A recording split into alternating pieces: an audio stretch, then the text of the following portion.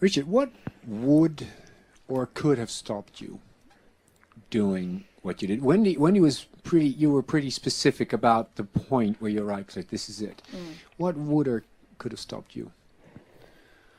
So that's the one I had 14 and a half months in prison to think about. I know. So I was comfortable asking the question. Yes. I think by the time I got to Tierra del Fuego, the story in South America that I was telling you about, it was too late, because I was trying to figure out how to deal with corruption risk while I was immersed in it.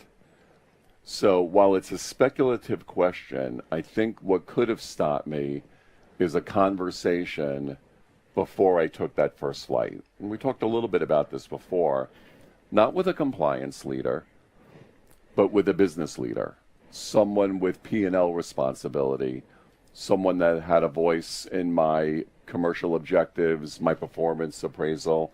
I didn't indent this. Those are the people we tend to listen to a little bit more. Yeah. The prevention part that Paul was talking about would have been your saving. Through the voice of business leadership. Okay. Wendy, the same question for you. At what point would you have stopped blowing the whistle? What would LeisureNet, or what was it that they could have done to stop you from, other than throwing off a cliff, of course, but no. Well, they try to do that. But to go back to your question, Tune, about what would have stopped me, Richard was speaking about the voices from the organization, but I think for me, the louder voice for me was my 12-year-old son.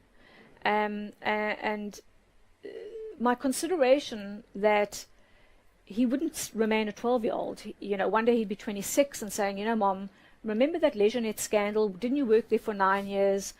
What was your role in the collapse of LeisureNet? And for me to answer that and say, well, actually, we live in £1 million house. Aren't you happy with that? I don't think that would have been good enough.